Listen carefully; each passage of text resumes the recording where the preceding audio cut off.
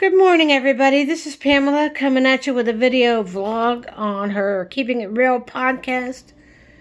I'm your host, Pamela, again. I wanted to get on here and talk to you about a couple of things this morning. Over the last several days, I've been offline, dealing with a lot here at home, including paying my monthly bills and waiting for the replacement guy for the meter for the house here to come. Got that stuff out of the way. It was a mandatory replacement thing for my meter for the house here. And he came and got the job done in less than 20 minutes. And now my house is up to current standards, I guess. But that's not why I'm on here today. I want to talk about a couple of things. We're going to start with the helicopter crash that happened in Sacramento, California a couple days ago, where 3 members of the flight crew were injured. The pilot and the nurse and 1 other person was on board. 3 people injured. The helicopter had picked up a patient from another hospital, flew them to UC Davis, and did their job there, and they were getting ready to head back to their base when the helicopter stopped getting altitude, cleared the trees, and crashed on the adjacent highway close to the hospital. By some grace or whatever, the pilot, bless his soul, managed to get the helicopter down without it exploding because no people were hurt on the ground, but the people stopped their cars on the highway and some went up to try and help lift up the fuselage to free a lady as she was trapped under the metal fuselage. The 3 people are in the hospital today suffering from critical injuries, but news sources say that the 3 should survive. So send out good positive vibes when you can. These people don't get the respect that they deserve. They help people every day. And it's terrifying to hear when one of their own is in the hospital after delivering such a patient because the helicopter had some sort of a failure. But I'm sure the NTSB will figure it out. And I'm sure the company that has the helicopter will be looking into this. And I just want the 3 people to get better and take all the time they need to recover so they can get back to helping people, which is part of their job. But another thing I want to talk about here real quick is the Sanchez stabbing here.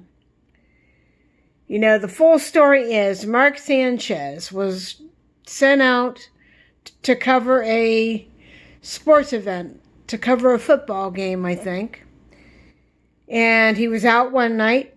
He had some drinks, and he confronted a 69-year-old truck driver just trying to do his job. And one thing led to another. Sanchez attacked this guy, put him up against the wall, leaving the 69-year-old to fear that he was going to die. And I shared a picture of the 69-year-old gentleman laying in the hospital with a 6-inch gash in his face, and I heard his tongue had partially been cut, and he has massive trauma to his face. Who knows if the 69-year-old will be able to go back to work after this? Who knows? He's having problems talking, as his tongue was also cut. And he had a 6-inch gash on his face. He had a collar on to protect his neck. And some of the attack was caught on camera. And Sanchez was walking up the street with stab wounds to his side. And for all I know, Sanchez could have stabbed himself. I don't know that for sure, but some sources say that he was drunk and out of control. I think Sanchez got heated because of the way the guy was parked. I think the gentleman that was working with his truck was just trying to do his job. He tried to get security from the hotel to come out and help him. This old gentleman tried to get his phone a couple of times, but Sanchez was making it difficult. One thing led to another. Now an older gentleman is facing facial alterations that are permanent. Not to mention the tongue part of it may also be permanent. But we don't know how well he's doing at this time. At least I don't know. But Sanchez is in the hospital. He's being charged with misdemeanors. But I think the courts should take a real close look at this case and upgrade the charges to attempted murder. Sanchez should pay for all the guy's medical bills. And he should be facing some serious time in jail. I think the rest of his life should do just fine because they caught the attack on camera. And that's going to be used in court. I'm willing to bet that that will be used in court. And his family has spoken out about this incident. I haven't read Sanchez's family situation. They say it's a stressing time. That's all I heard. But a 69-year-old man is in the hospital with really severe injuries to his face and tongue. And who knows when or if he's going to go back to work. You know, and it's scary. You can't go anywhere anymore without fear of being attacked. People fighting each other on the street. People getting sucker punched going to church. People in trucks chasing voters off the road when Donald Trump was in office. You know, just like before when I told you the good story about how people came together to help people in that helicopter. There's always another story that follows up with a guy beating up a 69-year-old guy. And I think if the guy did stab Sanchez, he probably did it to protect himself. Because I think he said that he thought Sanchez was going to kill him. And if he was drunk, blind drunk, then, you know, he should face some serious jail time. I don't care if he was blind, stinking drunk, or if he was dealing with problems with TCE, as he was a former football player. You do not have the right to attack somebody because of the way they were parked. He was probably parked the way he was because he was trying to do his job. You know, and Fox, if you have any brain cells in your company at all, you will fire this guy. He nearly killed a 69-year-old guy. Sanchez is what, in his early to mid-30s? Yeah, Sanchez, you should know better. You should know better than to go on an assignment for your station, but you decide during your assignment in another city, you decide to go to a bar and get blitzkrieged to the point where you don't even remember attacking this guy. You supposedly don't remember attacking this 69-year-old guy. You could have killed him. You could have done far worse to him. And if he did stab you, he probably did it to protect himself. You should pay for all his medical expenses. You should pay for any emotional distress that you caused this man. And you should spend the rest of your natural life in jail because the cameras are going to prove that you're dangerous. And to his wife, for the love of God, you need to get away from him. Because if he's attacking an innocent man on the street, all because he had his truck parked a certain way, then you need to look out for yourself. Because if I didn't know any better, he would have probably ended up a stat like Aaron Hernandez or O.J. Simpson. Aaron Hernandez killed Odin Lloyd.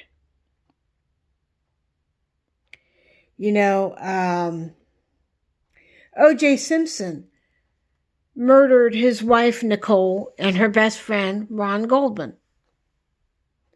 And he would stalk his wife, and she would often call the police, talking about his explosive tirades.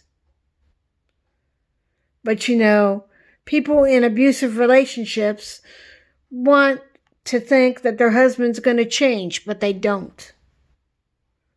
I would hate to think that if Sanchez, who attacked a 69-year-old, were to suddenly turn on those he loved, would he be able to live with himself? Mr. Sanchez, you need to be in jail.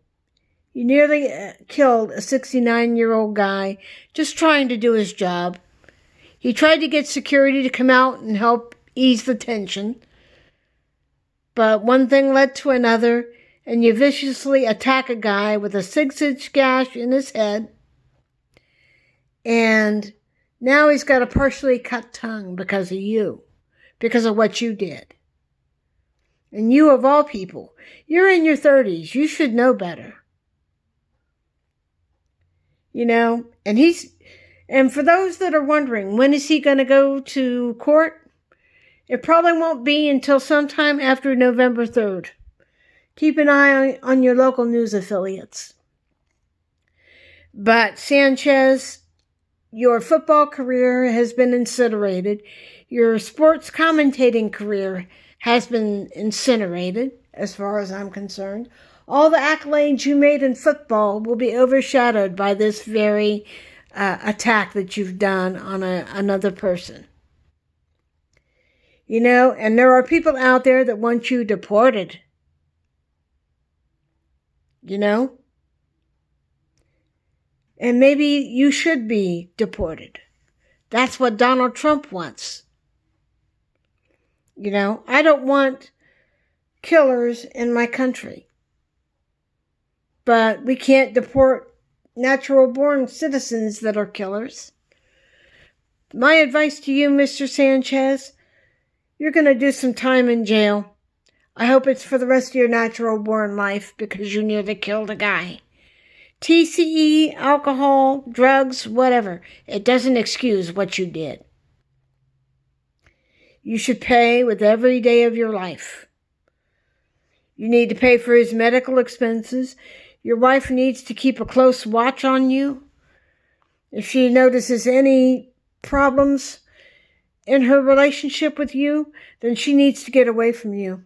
Because if you're willing to attack a 69-year-old guy over the way he was parked, you need to get your mental health in check. Because you could hurt or kill somebody. Because, buddy, that nearly happened to that 69-year-old guy. I've seen some of the pictures, and it's nasty what you did. And Mr. Sanchez, I will say one thing. You need to rot in hell for what you did. You're going to have to figure out what you want to do with your life from here on out. Because your commentating career, it should be off the table. Your football career is incinerated. And if anything, that attack was caught on camera. That shows that you're dangerous when alcohol and knives are involved. You don't want to end up another statistic, say like Aaron Hernandez or O.J. Simpson.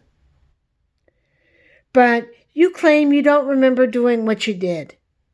But the cameras don't lie. That stuff will be used against you in court. And I pray they throw the book at your ass.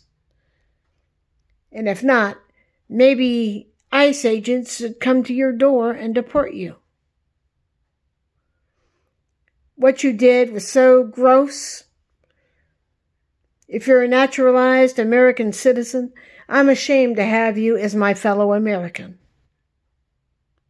Because what you did is straight up attempted murder.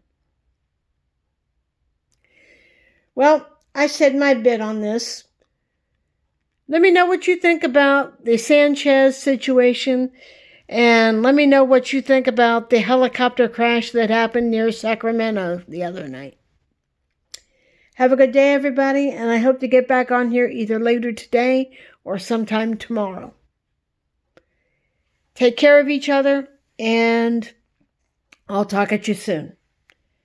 Bye!